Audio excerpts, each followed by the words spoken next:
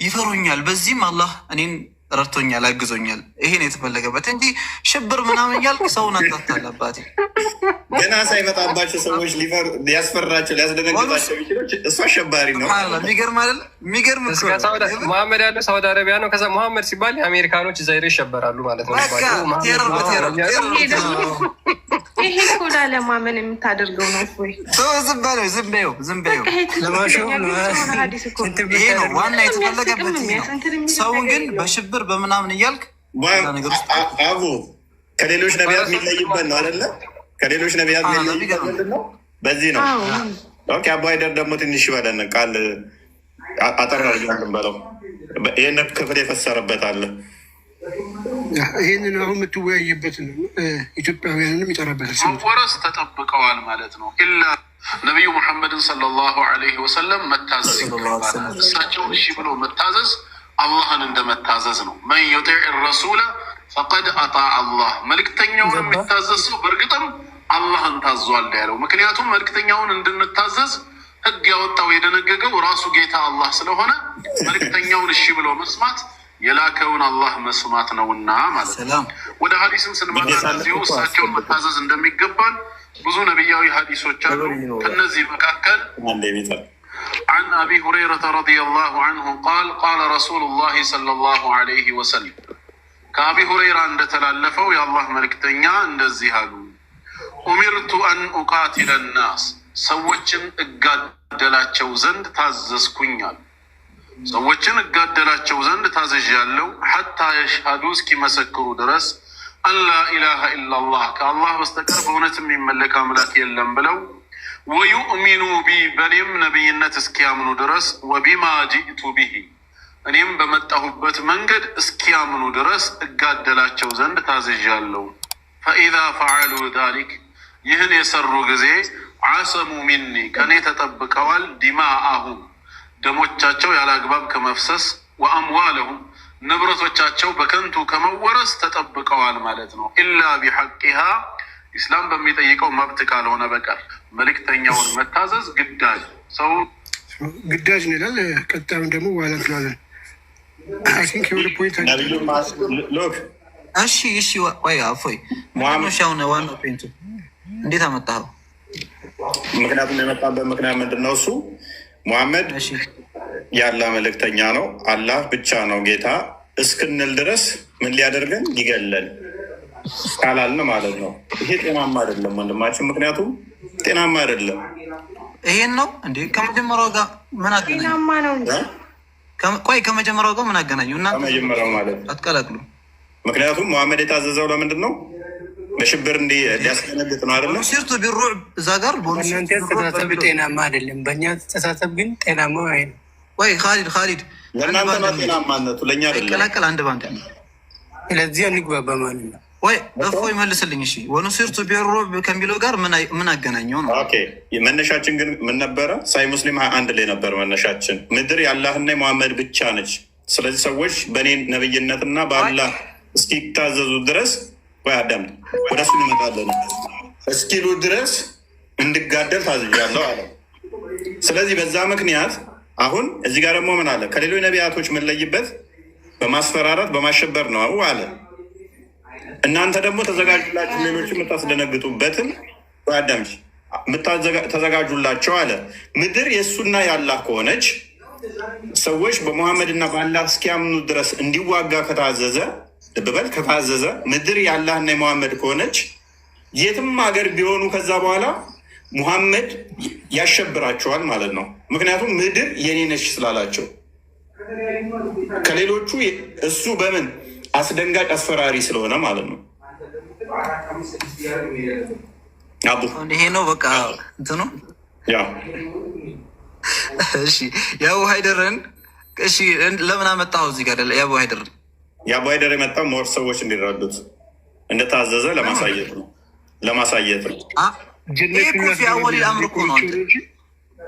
ጀነቱላ ለመግባት የግድ መታዘዝ ግዴታ ነው ይላል። የቆርጭ ወዱ ምናልባት እንትን ካለ እኮ ኡሚርቱ አን ኡቃቲለ ናስ ማለት የሰው ልጆችን እንድጋደላቸው ታዝዣለሁ። መች ነው? ቢዳያ ላይ ማለት ነው። መጀመሪያ አካባቢ ላይ አምር ላይ ነው። መጀመሪያ አካባቢ ትእዛዝ ላይ ማለት ነው። ከዛ በኋላ ግን ያልገባቸው አዳምጠኝ። ከዛ በኋላ ምንድን ነው ያላቸው? ወማ አለይከ ኢለል በላግ አይደለ እንዲ ያላቸው። ለስተ ዐለይሂም ቢሙሰይጢር እኮ ነው ያላቸው። አዳምጣ አንተ አድራሽ እንጂ አንተ ላይ ምንም የለብህም። እነሱ ለአእምሯቸው ነው እንጂ አዳምጣለሁ። እሺ ቪዲዮውን ስማው። እሺ ቤቢ ሱረቱል አንፋል እና ሱረቱል ተውባ የመጨረሻዎቹ ሁለት ምዕራፎች እኔም በመጣሁበት መንገድ እስኪያምኑ ድረስ እጋደላቸው ዘንድ ታዝዣለሁ። ፈኢዛ ፈዓሉ ዛሊክ ይህን የሰሩ ጊዜ ዓሰሙ ሚን ከኔ ተጠብቀዋል። ዲማአሁም ደሞቻቸው ያለ አግባብ ከመፍሰስ ወአምዋለሁም ንብረቶቻቸው በከንቱ ከመወረስ ተጠብቀዋል ማለት ነው። ኢላ ቢሐቂሃ ካልሆነ መስክሮ ከታዘዙ ማለት ነው። ታዘዝ ግዳጅ ነው። ሰው የዘላለም ህይወትን ጀነትን ከፈለገ የነቢዩ ሙሐመድን ሰለላሁ ዐለይሂ ወሰለም መንገድ መከተል አማራጭ የሌለው ጉዳይ ነው። ወለሁማ ድጋሚ ቡኻሪና ሙስሊም በዘገቡት ሐዲስ አን አነስን ረዲየላሁ አንሁ ቃል አነስ ብን ማሊክ እንደዚህ ይላል ቃለ ረሱሉላህ ሰለላሁ ዐለይሂ ወሰለም የአላህ መልእክተኛ እንደዚህ አሉ። ሰላቱን መን ኩነ ፊህ ሶስት ነገሮች በእሱ ላይ የተገኙበት ሰው ወጀደ ቢህነ እሱም በእነሱ አገኘ ሐላወተል ኢማን የኢማንን የእምነትን ጥፍጥና በእርግጥም አግኝቷል። ሶስት ነገር በውስጡ ከተገኘ እሱም በእነዚህ ሶስት ነገሮች የእምነትን ጥፍጥና አግኝተዋል። አንደኛ አን የኩን አላሁ ወረሱሉሁ አላህና መልእክተኛው መሆናቸው ነው። አሐበ ኢለይህ እሱ ዘንድ የተወደዱ መሆናቸው። ሚማ ሲዋሁማ ከተቀሩ ነገራት ሁሉ በልጠው የተወደዱ መሆናቸው። አላህና መልእክተኛው ከምንም ነገር በላይ በልጠው እሱ ዘንድ ሊወደዱ ይገባል። የፈለገ ለፍጡራን ውዴታና ፍቅር ቢኖረው ከአላህ መልእክተኛና ከጌታው ከፈጠረው ከአላህ የበለጠ ፍቅር ለፍጡራን ሊኖረው አይገባም። ከማንም በላይ አላህ ነው የሚወደደው። ቀጥሎም ያ ፖይንቱ አሁን ምንድን ነው ማለት ጀነት ልምልገባ የምችለውም የመሐመድን ትእዛዝ ስፈጽም ነው። መሐመድ ደግሞ ታዝዣለሁ አለ። ምድር ሁሉ የአላህና የመልእክተኞች ቅጡን ታዟል አለ። እሱ ደግሞ ሁሉም ሰዎች ነው ያለው፣ አንድ ሰው አይደለም ያለው። እንድጋደል ታዝዣለሁ ለሁሉ እኮ ምን እስኪሉ ድረስ እስኪያምኑ ድረስ ምን ብለው እንደ እስኪያምኑ ላኢላሀ ኢለላህ መሐመድ ረሱሉላህ በአላህና በእኔ መልእክተኝነት እስኪያምኑ ድረስ እንድጋደላቸው። እሺ ሰማን አይደለ? ይሄ ደግሞ ለአንተ ትእዛዝ የተሰጠ ነው። ለአንተ ደግሞ ምን እየተባልክ ነው? ይሄ ደግሞ መተግበር አለ። ካሊድ ዝም በል ካሊድ። አቡ እናንተም ይህንን አፍርም ካሊድ አፊርም አድርጎታል። አንተ በደንብ ባልሰማውም ካሊድ አፊርም አድርጓል። አዎ ግዴታ ነው ብሏል። ቆይ እሺ አይደለም ጨርስልን። እሺ እኛ ምን አለን? አፊርም አድርጋችኋል። እናንተ አልተጣላችሁም፣ ተስማማላችሁ። አቡ ሶሪ በቃ እሺ። ቪዲዮን ያመጣ ነው ምንድነው እሱ ኡስታዞቹም እንደዛ እንደሚሉ ለማሳየት ነው። አይ ቲንክ ቃል ያመጣው እናንተም እንደዛ ነው ያላችሁት እኮ መጀመሪያ ላይ አው ነቢ ስ ሰለም እንዲጋደሉ አዳምጠኛ። አቡ አንተ እና ካሊድ አሁን ትለያያላችሁ። አሁን ታቦ ሀይደር ጋርም ትለያያለህ። አቡ ድዋሽ እየሞከርክ ነው። ኤኒዌይስ ተዘጋጅ፣ ማስረጃ አዘጋጅ እና ጠብቀኝ። አቡ መለሳለሁ አንተ ጋር ማስረጃ አዘጋጅ። የምን ማስረጃ? ካሊድ ሙሐመድ የምን ማስረጃ? ቆይ አንተና እንትናን ነው አቡን ነው ካሊድ አቡን ነው የምጠይቀው አንተን አይደለም። በደንብ ማስረጃ አዘጋጅና ጠብቀኝ ካሊድ አቡ። ኤኒዌይስ ካሊድ ሙሐመድ ሰው ተዘጋጁላቸው የምታሸብሩበትን ብሎ ያለው ሱራ 8:60 ላይ ለእናንተም ነው አይደለም? ለማን ማለት ለእናንተም ስል ለክርስቲያኖች፣ ለአይሁዶች ወይም ደግሞ ለሌሎች ላላ ጠላቶች እና ጠላት ላላችኋቸው እንድትዘጋጁ ታዛችኋል? አልታዘዛችሁም? ታዘዘ ነው። ኦኬ ምድር የኔና የአላህ ነች ብሎ የተናገረው እንድዋጋ ታዝዣለሁ ያለው ያንን እናንተ ታምኑበታላችሁ? ተተገብሩታላችሁ? አልተገብሩትም? አቅሙ ቢኖራችሁ እንታዘዘዋለን እንጂ አናመልክም። አይ ታመልኩታላችሁ አልወጣኝም። ትእዛዙን ትተገብራላችሁ፣ ትታዘዙታላችሁ ማለት እሱ ያዘዘውን ታምኑበታላችሁ አይደለ? ስለዚህ እሱ ደግሞ ምን ብሏል? ሰዎች በመሐመድ ነብይነት እንዲያምኑ በአላህ አምላክነት እስኪያምኑ ድረስ ተጋደሏቸው ብሏል አይደለ?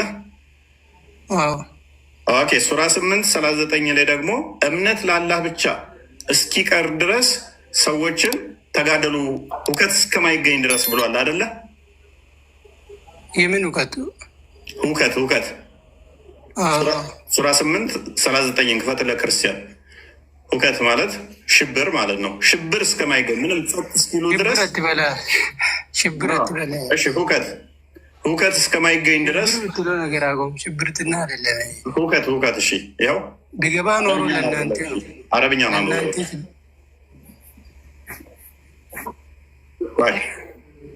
ቀጥል አረብኛውን ካሊድ እስከማታገኝ እኮ ነው የሚለው። አዳምጥ ካሊድ ይቀጥል። ሁሉም እስኪጠፉ ድረስ ማለት ነው። እስልምና ብቻ እስኪቀር እስልምና ውጭ ሁሉም እስከጠፉ ድረስ ያ እስልምና ብቻ ቀርቶ ሌሎቹ እስኪጠፉ ድረስ እንድትጋደሉ ታዛቸዋል። ጎበዝ። ኦኬ አንድ ሰው እንደዚህ ቢልስ ይሄንን ክፍል ውሸት ነው እኛ አልታዘዝንም፣ ይሄ ለድሮዎቹ የተሰጠ ነው፣ እኛ አንጋደልም፣ ምድር ያላህና የመሐመድ ነች፣ ተዋጉ የተባለው እኛን አይመለከትም፣ ያ ሙሽሪኮች እርኩሶች ናቸው ለእንትን አይቅረቡ የሚለውም ለእኛ አይደለም ቀርቷል፣ እነኛን ቢል ትክክል ነው? አይ ያማ መጽሐፉን ክደዋላ ሰውዬው። ያኔ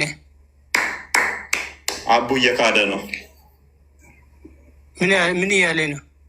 አይመለከተንም፣ አልታዘዝንም እያለ ነው። እነኚህ እኛን አሁን አይመለከቱም፣ ለድሮዎቹ የተሰጠ ነው እያለ ነው። እስከ ምጽአት ቀን ነው የታዘዝ ነው። እኛ እስከ ምጽአት ቀን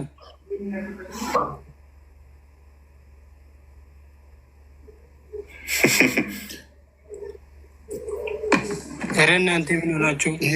እኛውን ቃቲልናስ ብለዋሉ ነው የሐሰት አስተማሪዎች እንቃወሙም እንጂ አንዋጋ። ግን እየሰማኝ ነው አይደለ?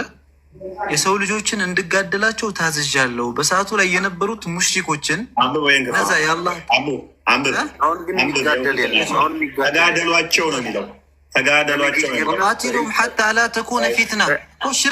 ሽርክ የሚባል አለ አይደለ? የሚባል ነገር እስከማይኖር ድረስ ተጋደሏቸው። ሃይማኖት ለአላህ ብቻ እስኪሆን ድረስ ተጋደሏቸው። ስለዚህ ካልጠፋ የግዴታ ትጋደላለህ። አትጋደልም ሆነ አውርዱኝ በቃ። እንዴት ወአይዱ ለሁም መስተጣዕቱም ሚን ቁዋ እኮ ነው የተባለው። እንዴ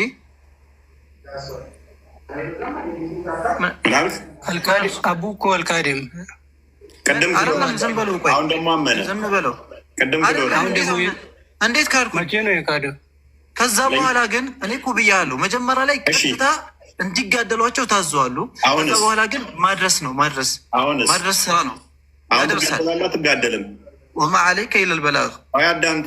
ትጋደላለህ አትጋደልም? አሁን እንዴት አንተ ከተመቸ እንዴት አትጋደልም? ጂሃድ እኮ ነው። በአላህ መንገድ ላይ ትፋለማለህ። አቅም ካገኘ ማለት ነው። ፈረሶችን እና እንትኖችን እንድታዘጋጅ ታዘሃል? አልታዘዝክም? ታዘናል። የአላህ ቃል ነው። ስለዚህ አሁን ያመችልህ ትጋደለኛለህ ማለት ነው። እነሱ አንተም ቢመችህ ትጋደላለህ። ይፈልጋሉ ምናምን። አንተ ቢመችህ አትጋደልም? እኔ መቼም አልጋደልም። ቢመቸኝ ነው የምንከባከባለሁ። ኧረ እባክህ አላህ የተናገረው ነው ቁርአኑ ላይ እሱ ውሸት ነው። ወለን ተርዳ ዐንከ ልየሁድ ወለን ነሳራ ሐታ ተተቢዐ ሚለተሁም። እያየናችሁ እኮ ነው። አታስደብረን አቡ እያየናችሁ ነው። ኃይል አላገኛችሁ። ቁርአኑን እኮ እኛ እንመራበትም። ምክንያቱም መጽሐፍ ቅዱሴ ነው መመሪያ። ማቴዎስ ወንጌል ምዕራፍ 5:44 ላይ፣ ሮሜ ምዕራፍ 12 ቁጥር 14 ላይ የሚጠሏችሁን መርቁ፣ የሚያሳድዷችሁን ጸልዩላቸው፣ ለሚረግሟችሁ እንኳን መርቋቸው ነው እንጂ የሚለን አሳዷቸው፣ ግደሏቸው፣ ፍለጧቸው አይልም መጽሐፋችን። ቁርአናቸው የፈለገ ቢል እኛን አይመለከተንም። ይጠሏችኋል፣ እንደዚህ ይሏችኋል፣ ስለዚህ እናንተ ተጋደሏቸው ምናምን እያለ ቢል ቁርአናችሁ እኛ እናምንበትም። እሱን ውሸት ነው ብለን ነው ምናምን። መጽሐፋችን ላይ ቢል ኖሮ እንደዛ ሙስሊሞችን እንደዚህ አድርጓቸው ብንባል እስከ መጨረሻ እንደዚህ አድርጓቸው ብንባል ሜቢ ያስኬዳል። ነገር ግን ቁርአንህ ስለሆነ አይመለከተንም። እሱ እኛ የምትመራበት አንተ ነው የምትመራበት። እሺ እኛ ደግሞ ማለት ነው አንተ ቆይ ካሊድ አንተ ያው የኢየሱስን ነው የምትከተለው ብለህ ነው አይደል የምታምነው? እኛም ኢየሱስ የአላህ ባሪያ ነው፣ የአላህ ባሪያ ነው።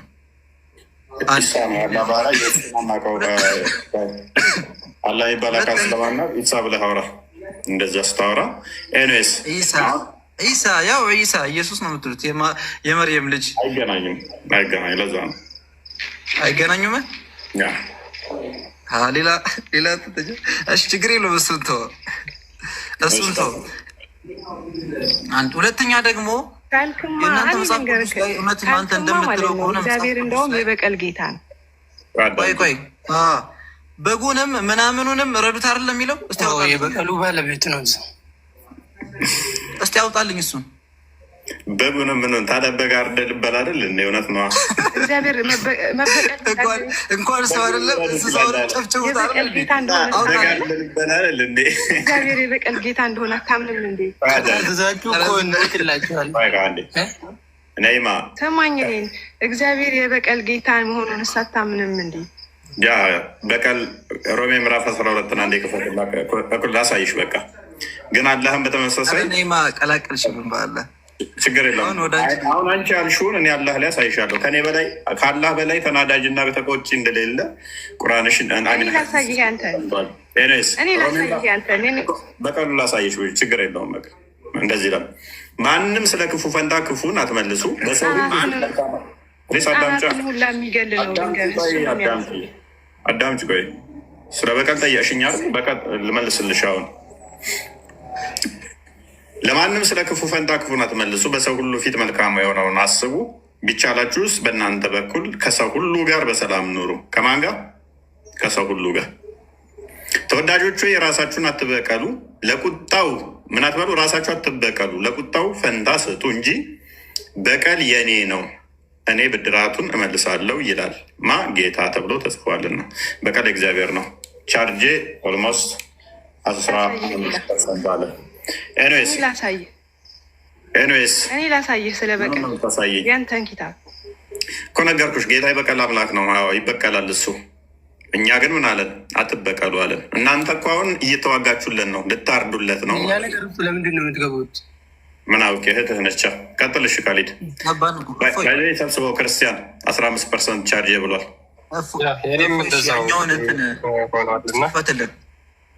ሴቱንም ህጻናቱንም ምናምን እኮ የሚላለ የሆነ ቦታ ኢብሮ ሲያስተምራቸው እስኪ ክፈታት። እሷን ተረት ተረት ነው ወይ? ተረት ተረት ምኑን ነው የምታሳይ? አሳየ ረጋ ብላ ነይማ የምታሳየን ግን ምንድነው እሱ መሰለ አቡ ኑ ክርስቲያን ሁኑ ብለን የምንዋጋበት ክርስቲያን ሁኑ። ልብ በል ጦርነቶች ኢንቴንሽናቸው ይለያያል አደለ? እንታምናለን። መጥቶ የወጋህን አካል አዳምጥ። ምን ያስቃል? መጥቶ የወጋህን አካል መመከትና መዋጋት ሌላ ነው። ሄደ ግን ምድር ያላ የኔ ነች እስልምናን ተቀበል ብሎ መዋጋትና ጠላት መጥቶ ቤት ሲያጠቃ መመከት ይለያያሉ። ሄደ መውጋትና ቤት ያለው መከላከል ይለያያል። ይህን ታውቃለህ? አዎ ይለያያል። ግን ደግሞ ልንገርህ ይለያያል፣ በጣም ይለያያል። አንተ ስማኝ አይደለም አንድ ያዳም አዎ ይለያያል አልኩ። ሲመጣብህና ሂደህ ልክ ነህ፣ ይለያያል። ግን ደግሞ ስለዚህ መሐመድ ያደረጋቸው በሙሉ አይደለም ህፃናቶች ምን አድርገው ነው? ቆይ ህፃናት የሚለውንም እሱን ፈታላለ፣ ችግር የለው። ሳትጨጩ ቆይ መሐመድ ያደረገ እኮ አንተ ክርስቲያን አይደለም። ምንድን ነኝ? ሙስሊም ነኝ። የኢሳ ተከታይ ነው። የኢሳ ተከታይ ብትሆን ማለት ነው ቀጥታ ታምናለህ በነቢያችን። ኢሳ ራሱ እኮ የተናገረው እኮ ነው። ምን ብለው? ኢኒ ረሱሉላህ ኢለይኩም ሙሰዲቀን ሊማ በይነ የደየ ሚነ ተውራት ወሙበሽረን ቢረሱል ያእቲ ሚን ባዕድ ስሙሁ አሕመድ። ናስቲ እሱን ክፍል አሳየ። በኋላ ስሙ አሕመድ የሚባል ይመጣል። ለምንድን ነው እውቀት አለ እኮ። አንዴ ካሊድ እሱ ተረት ተረት ነው መሐመድ የተናገረው ተረት ተረት ነው። አሳየኝ ካሊድ አንዴ ዝም ብለህ ወይኔም አንዴ እኮ ኢሳ እንደዛ ብሎ ለመናገሩ ማስረጃ አንጣ እስኪ።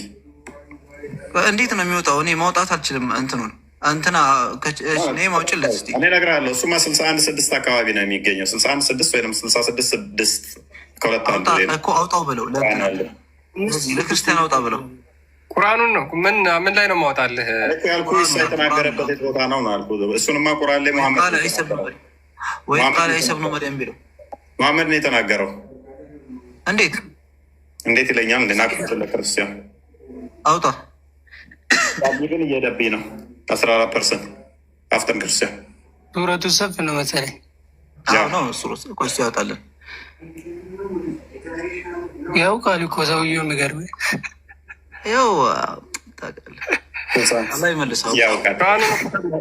እናንተን እኮ ያስነብቧችሁ ይገርመኛል። ሸምጌዋለሁ።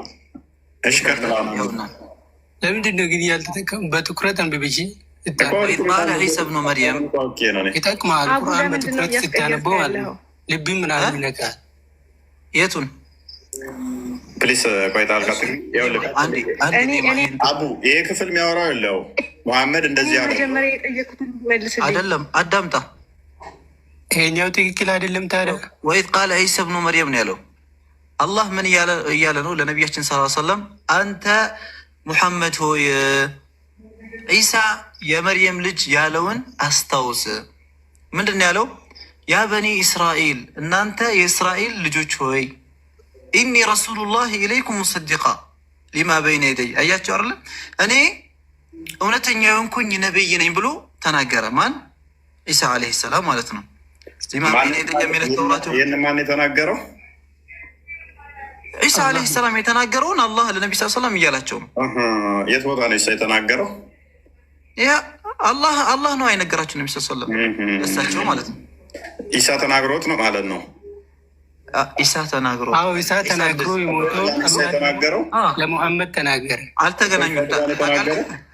ኢሳይቱ ጋር የተናገረው በአንድ ጊዜ አልነበሩም እና ኢሳ ያለውን ስለዚህ ተረተረት ነው ማለት ነው። ስለዚህ ሙሐመድ በኢሳ ስም እየቀጠፈ ነው ማለት ነው። ለምንድን ነው ታዲያ የምታሳየው? ጌታችን አላህ ያለው ተረት ነው የምትለው ከሆነ ለምንድን ነው የምታሳየኝ? ይህንን ቁርአን ከፍቴ ለመረጃ ምናምን አንተ ምን አለ መሰለህ ተረት እንደሆነ ነው የምታምነው? ተረት እንደሆነ ነው የማምነው። ምክንያቱም ታዲያ ለምንድን ነው የምታሳየን? ስህተት መሆኑን ለማሳየት አንተ ተረት ነው ችግር የለውም። አሁን ያንተን ኪታብ ነገር ነይማ ቆይ ተረጋጊ፣ ታመጫለሽ። ብዙ አይደለም አንድ እንኳን ማለት ነው። እስራኤሎችም ሆኑ ብሉይ ኪዳን ላይ ነው ታመጭመችው። ከአዲስ ኪዳን አንድ ስለማታመጪ ብሉይ ኪዳን ላይ ያለ ጦርነት ታሪክ ነው። እሱም ቢሆን ደግሞ ራሳቸው ለዛው የሚፈጸም ነው እንጂ ሌላ ሀገር ሄደው ምድረኛ ነች ሃይማኖታቸውን ተቀበሉ ብሎ የተዋጉበት አንድ ታሪክ አታመጭም። ኤኒዌይስ ይህኛው ክፍል ላይ ለመመሰል አቡ እግዚአብሔር አለ ነው የሚለው። ቆይ አዳምጪ፣ ቆይ ተረጋጊ። አቡ ተረታችን እንዲህ ይላል እንጂ አቡ ምን አለ መሰለህ ይሄን ሙሐመድ ኢሳ እንዲህ ብሏል ብሎ እየተናገረ ነው አይደለ? አላህ ነገረኝ ብሎ። ስለዚህ ኢሳ ደግሞ መጽሐፍ ተሰጥቶታል አይደለ? ተሰጥቶለታል። ምንና ምን የሚባል መጽሐፍ? ለዚህ እኮ ነው አንተ ክርስቲያን አይደለም ያልኩት። ለዚህ እኮ ነው። ችግር የለውም። ምን የሚባል መጽሐፍ ነው የተሰጠው? ኢንጂል፣ መጽሐፍ ቅዱስ። ስለዚህ ኢንጂል የሚባል መጽሐፍ ተሰጥቶታል። ስለዚህ ኢሳ አህመድ ይመጣል ብሎ በመጽሐፍ ውስጥ ተናግረዋል ማለት ነው አይደል? የስ አሁን አየህ አቀለልኩ። አንተ እንደው አሁን ይላል እኮ ስላሳየኝ እያልኩ አሁን ኢሳ እንደዛ ብሎ የተናገረበትን መጽሐፉ ላይ ያሳየኝ። እናንተ ጋር አይደለም ያለው መጽሐፉ። ያው እንትና ፎይ አሳየኝ። አትፍታችኋል እኮ አሳየኝ። ፎይ ያው ከአላህ ዘንድ ኢንጂልም ወርደዋል፣ ተውራትም ወርደዋል። ግን አሁን ያለው ተውራት አሁን ያለው ኢንጂል የተበረዘ ነው። ይሄ ማን ያለ ተበርዟል? ማን ያለ ተበርዟል? ነብይ ብሏል ተበርዟል።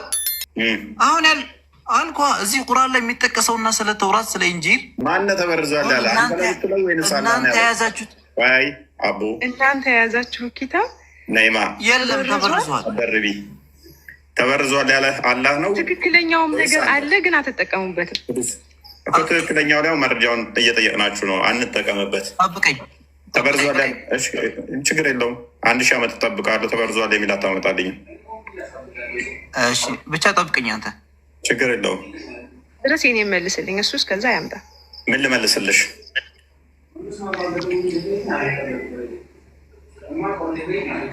ግን በአንድ ነገር ነው የምናምነው እኛ።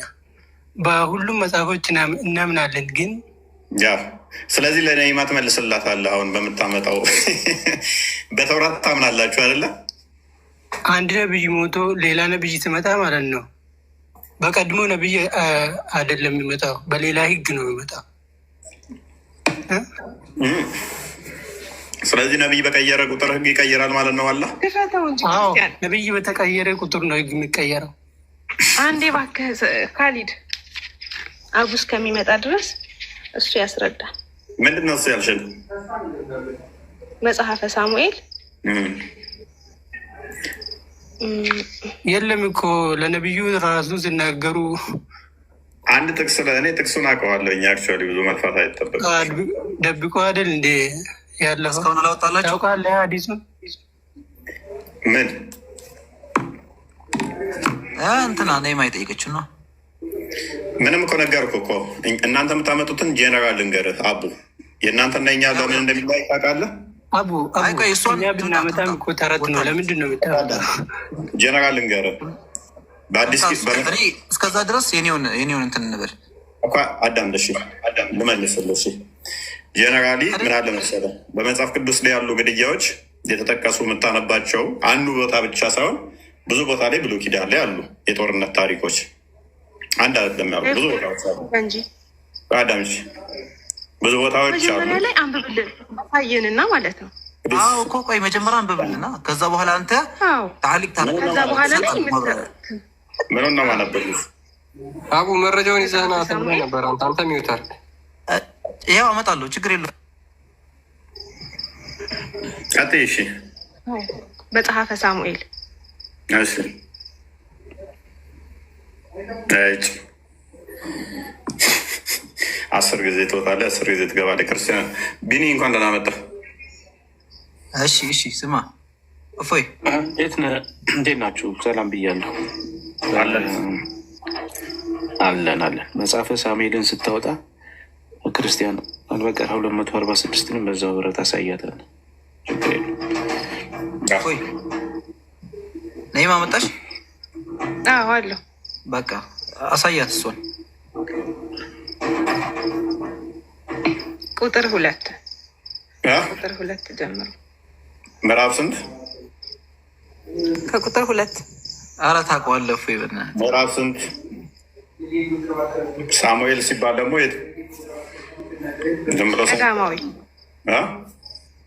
ቀዳማዊ ምዕራፍ ስንት? 15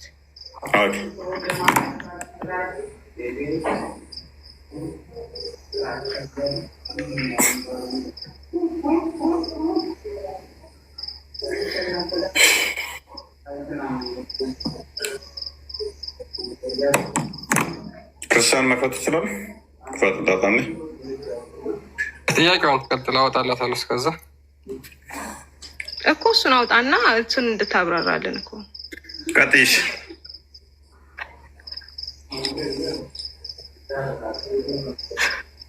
አንብባ ቀጥይ አንብቢሽ። እኔ አይታየኝም። ያው ይታያል። አንብቢ። እኔ አይታየኝም። አንብብልን። ምን ችግር አለ? በደንብ ይታያል። አንብብልን። በደንብ ይታያል። አንብብልን። በደንብ ይታያል። እንዴ እናንተ አንብቧ። እኛ እኔ አይታየኝም። ከታየኝ አነብልሃለሁ እኮ። አቡ ቀጥልሽ። አንብቧ አንተ እናንተ ፈራህ አንተ። እግዚአብሔር ማን ነው እንትና ያነብብ። አቡ አንብብ። ኧረ አነባለሁ። አብሽር። ከዛ እያንዳንዱ እየጠየቅን እንሄዳለን። ሳሙኤልም ከዛ ምንድን ነው የሚለው? ሳኦልን አለው ነው ከተሳሳትኩኝ። እሺ በህዝቡ በእስራኤል ላይ ንጉስ እንድትሆን እቀባህ ዘንድ እግዚአብሔር ላከኝ። አሁንም የእግዚአብሔር ድምፅ ስማ። የሰራዊት ጌታ እግዚአብሔር እንዲህ ይላል፣ እስራኤል ከግብፅ በወጣ ጊዜ አማሌቅ በመንገድ እየተቃወመ ያደረገበትን እበቀላለሁ። አማሌቃውያን ማን ናቸው? አማሌቃውያን ምን ብለው የተቃወሙት? በምንድን እንዴት ነው የተቃወሙት? ይጨርሰውና ከዛ ዲፋይን እያደረግ ሂዳ እንዴት ነው የተቃወሟቸው? እኔ ነው ጥያቄው። አራኔ ምክል ነገር የለ ሌላ ጥያቄ ነው። አንተ ሆነ ይጠየቅ ነው ያለን አማሌቃውያን እንዴት ነው የተቃወሟቸው እስራኤሎችን? መልስልና አንተ ነይማ ስለምታውቀው ክፍሉን ቀጥይ። እንዴ አንተን እኮ ልጠይቅህ ነው እኔ ስላልገባኝ። ከፍ አድርግልን ክርስቲያን። እኔማ ገባኝ። ለምንድን ነው ምን እያደረጓቸው ነበረ? ክርስቲያን ከፍ አድርግልን። እንዴት አታውቂም? ታውቂያለሽ እኮ ምን ቢያደርገው ነው የሚለው እኮ ታች ነው። ሁለት ቁጥር ላይ አንተን ነው እየጠየቅኩ ያለው። 15ቱን ከፍ አድርግልን እኮ እንዴት ነው የተቃወሟቸው? እሱን ታሪኩን ታውቂያለሽ? እሱ እኔ እኮ ምን ቢያደርገው ነው እንዲህ ለመበቀል የቻለው? ህጻናት ሳይቀር ለመበቀል። አማሌቃውያን ምንድነው እሱ ያደረጉባቸው? እስራኤሎች በግብፅ ከ400 ምናምን ዓመት በላይ ቆይተዋል። ከ400 ምናምን በላይ ሲቆዩ ሉክ ግብፃውያን ምን ነበረ እስራኤሎችን ሲያደርጓቸው የነበሩት? በግብፅ በነበሩበት ሰዓት ላይ እስራኤሎች ወንድ ልጅ ሲወለድ ልጁም በጭቃ ውስጥ ይረግጡታል። ወንድ ልጁም ማለት ነው። ለምንድነው ይህን የሚያደርጉ ግብጾች? ይሄ ቁርአንሽ ላይም አለ ሐዲስሽም እና ተፍሲር ላይም በደንብ ተብራርቷል። ስለነዚህማ እስራኤል ላይ ጃሂልያ ማለት መጀመሪያ አንቀጽ ላይ አለ። ያ ቆይ አዳም ታሪኩን በደንብ ህፃናት ሴቶቹን ብቻ የተዉና ግብጾቹ ወንዱን ህፃን ልጅ ምን ያደርጉታል? በጭቃ ውስጥ ያቦኩታል ወይም ይገሉታል። ሙሴ በውሃ ላይ ተጥሎ ነው የተረፈው። ለማዳን የግዴታ እሱ እንትን ተባለ። ወደ 470 ዓመት አሁን እንደዛ አካባቢ ማለት ነው። ይህንን ያደረጉ ግብፃውያኖቹ ለምንድን ነው? ወንዱ ካደገ ወንዱ የሚወለድና የሚያድግ ከሆነ ግብፃውያንን ይዋጓቸውና ይማርኩናል ብለው ስለሚፈሩ ነው ግብጾች ይህን የሚያደርጉት። ታዲያ እግዚአብሔር በተአምር ሙሴን በባህር ላይ ሙሴ በባህር የተጣለበት ምክንያት ይሄ አይደለም። ፖሊስ አዳምጪ። በባህር የተጣለበት ምክንያት ይሄ አይደለም። እስቲ ቁርአን እንትንሽ ላይ እናየዋለን። ምክንያቱም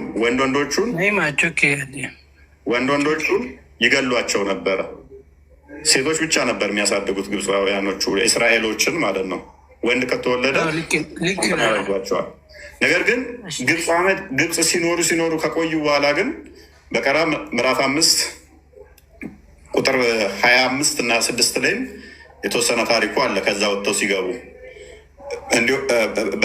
በቀራ ሳይሆን አልመይዳ ማለት ነው። አልመይዳ ቁጥር 25 እና 26 ላይ ተፍሲራቶቹ ማየት ትችላላችሁ። እንዴት ላይ ያብራረዋል። በቀራ ላይም አለ 248 ምናምን አካባቢ መሰለኝ። ክርስቲያን ቢኒ በዚህ ላይ በደንብ የለበታል ሜይ ቢ ካለ ኤኒዌይስ። ስለዚህ ከግብፅ ሲወጡ ልብ በሉ ወንዶቹን እየመራ እንደገና ደግሞ እግዚአብሔር ሙሴንና ፈርዖንን እንዲሁም ማርያምን መሪ አድርጓቸው ሲያመጣቸው አማሌቃውያን ደግሞ ከፊት ጠበቋቸው። ግብፃውያኖቹ ወንድ ልጅ ነበር የሚያርዱት የሚገሉት። አማሌቃውያን ደግሞ ምንድን ነው የሚያደርጉት? ሴትን የሚያርዱ ናቸው። ለሚያርዱት ለጣዖታቸው የሚያርዱ ናቸው። ስለዚህ እስራኤሎች ወደ ተመረጠችው ወደዛ ቦታ ሲገቡ እንዳይገቡ ምን አደረጓቸው? ህፃናት የሚያርዱ ናቸው። ይህንን ዘዳግም ምዕራፍ 12 ላይ ወደ መጨረሻ ከቁጥር 1 ጀምራችሁ ታነቡት እንዲቴል ያብራራዋል። ምን የሚያደርጉ እንደሆኑ ልጆቻቸውን ልጆች የሚያርዱ የሚቃወሙ እነኝን እየተቃወሙ ማረድ ጀመሩ ማለት ነው። የሚያርዱ ናቸው። ስለዚህ እነኝን እስራኤሎችን አሁን መቀበል አልፈለጉም። እስራኤሎች ሴትል እንዳደርጉ እዛ ቦታ ለአብርሃም ዘፍጥረት ምዕራፍ 12 ላይ ከቁጥር 3 ላይ የተሰጠው ቦታ የተስፋይቱ ምድር ላይ እንዳያርፉ አማሌቃውያን ማረድ ጀመሩ ማለት ነው። የሚያርዱ ሆኑ። ስለዚህ እስራኤሎች ከግብፅ እንዳይኖሩ ወንድ ልጆቻቸው ይታረዱባቸዋል። እዚህ ጋር ደግሞ ያሉት አማሌቃውያን ደግሞ ምን የሚያደርጉ ናቸው? ወንዱንም ሴቱንም የሚያርዱ ናቸው። ያለው አማራጭ ምንድን ነው? እሱ ስለዚህ ከነኚህ ጋር ጦርነት ገቡ ማለት ነው። ሊያኖሯቸው አልቻሉም። ስለዚህ እንዲገደሉ ፍቃድ ሰጥቷል እግዚአብሔር። ስምምነት ስላለ እስራኤሎች የተስፋይቱ ምድር እንደሚወርሱ እግዚአብሔር ተስፋ ሰጥቷቸዋል። ከዛ አስወጥተህን ልብ በል ወንድ ብቻ ከሚገደልበት አስወጥተህን እዚህ ሴት ልጆቻችንም የሚታረዱበት አመጣህን የሚል እየየ ይመጣል። ስለዚህ ዘራቸው መቀጠል አለበት። አንደኛ ዘራቸው እንዲቀጥል የግዴታ ምን መሆን አለበት? እነኚህ አካላት ባይዘ ለቤልፌጎርም የሚሰዉ ናቸው። የመጀመሪያ ልጆቻቸውን የሚያርዱም ናቸው ለጣዖታቸው ማለት ነው። ስለዚህ እግዚአብሔር ምን አደረጋቸው? በጦርነቱ ላይ ቀጥቷቸዋል። ዘሆል ከግብፅ ጋር የተያዘው ታሪኮች ከነኚህ ጋር አብረው የሚሄድ ነው። እንግዲህ በቁርአኑ አድርገህ እንዲትሄድ መሄድ ትችላለህ። እሺ ቁጥር 2 ስለፈራበት ቁጥር 2ን በደንብ ነይማ አንዴ ስሚኝም ችግር የለውም። አሁን በእስራኤል ላይ በእርግጥ ሙስሊሞች እስራኤላውያን ተገደሉ ብላችሁ ክሌም ማቅረባችሁ በጣም የሚገርም ነው። ቢሞቱ ደስ ስሚ የሞቱት እስራኤላውያን ናቸው። በእርግጥ ደስ ሌላችሁ ይገባል ብዬ አስባለሁ። ግን በእስራኤል ላይ የተከናወነው ነገር እስራኤላውያንን የተቃወሙ አማሌቃውያን በእግዚአብሔር ዓላማ ላይ ነው የቆሙት። ምክንያቱም እስራኤላውያን ወደ ተስፋይቱ ምድር እንዲገቡና እንዲበዙ ከነሱ ደግሞ መሲሁ ስለሚወለድ የእግዚአብሔር ዓላማ ነው። አማሌቃውያን ደግሞ እስራኤላውያን እንዳይበዙ ይፈልጉ ነበር። በየመንገድ ላይ እየተከተሉ ያርዷቸው፣ ይገድሏቸው፣ ይጨፈጭፏቸው ነበር። ስለዚህ ደግሞ እግዚአብሔር መበቀሉ ደግሞ ፍትህ ነው። ፍትህ ነው። ለምን ሁሉ ጊዜ እስራኤላውያኖች ሲገደሉ ዝም ካለ እግዚአብሔር ፍትህ የት አለ? የእግዚአብሔር ፍትህ ኬት ይመጣል ታዲያ? ለተበደሉት እግዚአብሔር ይፈርዳል ማለት ነው። መጽሐፋችን እንደሚናገረው ለድሃ አደግና ለተበደሉት እኔ እግዚአብሔር እፈርዳለሁ፣ በቀል የኔ ነው ይላል። ስለዚህ እሱ ነው የሚበቀለው፣ እስራኤላውያን አይደሉም። እሱ ነው የሚበቀለው። ስለዚህ እግዚአብሔር ፍርድን ሰጣቸው ማለት ነው። ለማን? ለአማሌቃውያን። ለአማሌቃውያን ብቻ ሳይሆን ለፈርዖንም ፍርድን ሰጥቶታል እግዚአብሔር። ለብዙ ለ430 ዓመት እስራኤላውያን ሲያሰቃዩ ነበር። ወንዶች ሲወለዱ ይገድሉ ነበር። ከጭቃ ጋር ሁሉ ይረግጡ ነበር ማለት ነው። ስለዚህ በዛ ምክንያት ለፈርዖንም ፍርድ ሰጠው ማለት ነው እግዚአብሔር። ይህን እኛ በፍርድ ነው ገብቶሻል። ከዛ አንጻር ነው። ግን ሱረቱ አልበቀራ 246 ላይ ለምንድን ነው የተዋጉት የሚለውን የራስሽ መጽሐፍ አስቀምጠዋል። እንግዲህ ትቃወሚ ከሆነ መጽሐፍሽን እናንበብልሽ። አይደለም ምን እሱ አይደለም። ቆይ ተረጋጋ። ገብቶናል ሀሳቡ እኮ። አንዴ እኔ ሀሳብ ልስጥና ሰጫልሽ፣ ችግር የለም። ክርስቲያን ሱረቱ አልበቀራ 246 አንዴ ለምን ተንጠላለህ? ለምን የተዋጉት የሚለው ለምን ትረብሻለህ አንተ? ቆይ እስቲ እናየዋለን። ግን የእሷን አስቀድም። ቆይ የእሷን እኮ እሺ መለስኩ እኮ ሁለታችሁም መልሰው። እሱን አንዴ ቆይ ያኛውን መለስኩ እኮ የእሷን ክርስቲያን መልሰው። አልተመለሰልኝም። እሺ ያልተመለሰልሽ ምንድን ነው? ክርስቲያን መልሰው መልሰውና እንደገና እናወራለን። ያልተመለሰልሽ ምንድን ነው? እሺ መልስላት። ክርስቲያን ራሱ ፍትሃዊውን። እሺ ችግር የለውም። ከፍ አድርገው። ኦኬ ከፍ አድርገው። ክርስቲያን ወደ ላይ 3 ቁጥር ላይ ከ2 ቁጥር ጀምሮ ማለት ነው። አሁንም ሂድና አማሌቃውያንን መታ፣ ያላቸውን ሁሉ ፈጽመ አጥፋ፣ አትማራቸው። ወንዱንም ሴቱንም ብላቴናውንም ሕፃኑንም በሬውንም በጉንም ምንድነው ግመሉንም ሁሉንም ግደል ይላል። አጥፋ ይላል።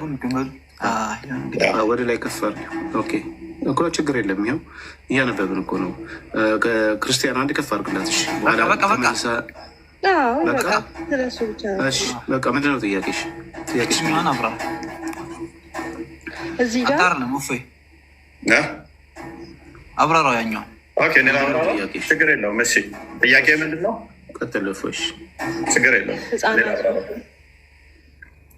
አቡ ግን አንድ የሞራል ጥያቄ ጠይቃለሁ። ቅድሚያ ለአንተ ሳብራራ በጉ ላይ የሚለው ላይ ስለሳክ ማለት ነው፣ እንስሳቱ ላይ ስለሳክ ኔስ ነይማ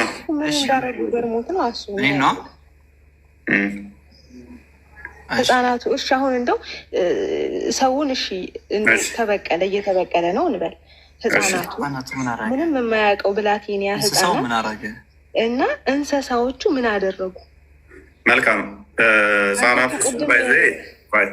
ህጻናቱ ሲል ዘሆል ማጥፋት ማለት አይደለም። ኃጢአት የሰሩ ኃጢአታቸው ግን አዳምጭ። ህጻናት ብላቴኒያ ማለት እኮ ህጻን ጨቅላ ህጻን ማለት ነው። አዳምጭ። ኃጢአት ያልሰሩ ዘዳግም ላይ አስቀድሞ ህጉ በስራ ስለተሰጠ አዳምጪ። ከኃጢአታቸው አንጻር ነው በጣም የተባሉት፣ በእድሜ አንጻር አይደለም።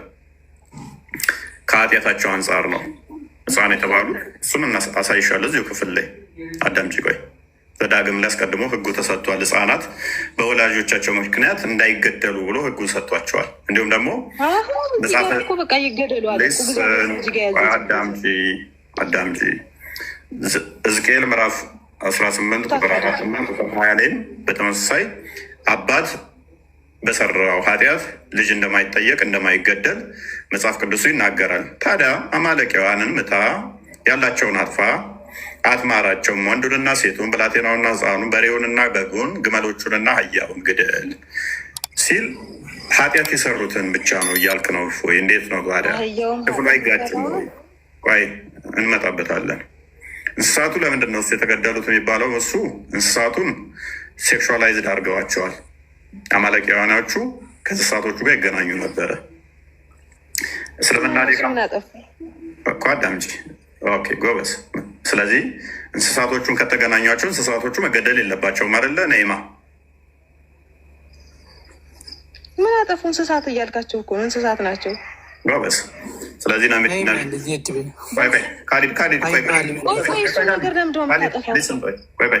ምን ብላለች? ክርስቲያን አትግባ፣ እዛው በኋላ እንሄድበታለን። እስልምናው ላይ ምን ብላለች? እንስሳቶቹን ወሲብ ቢያደርጓቸው እንኳን እንስሳቶቹ መገደል የለባቸውም ብላለች። እንደኛ ግን ምንድነው እሱ? ምክንያቱም ከእንስሳቶቹ ጋር ሴክሹዋላይዝ ስለተደራረጉ የእንስሳቶቹን ባህሪያቸውን ቀይረዋቸዋል። ስለዚህ እነሱን አርዶ መብላትም ሆነ እንደዚህ አይነት ነገር ጸያፍ ነገር ስለተፈጠረ በእስልምና ይበላል። ካይበር ጦርነት ቀን ነው። ተረጋጊ። ሳቀ አሳያለሁ። የሜዳ አህያም ፈረስም መብላት ይቻላል። የሜዳ አህያም መብላት ይቻላል። ፈረስም መብላት ይቻላል።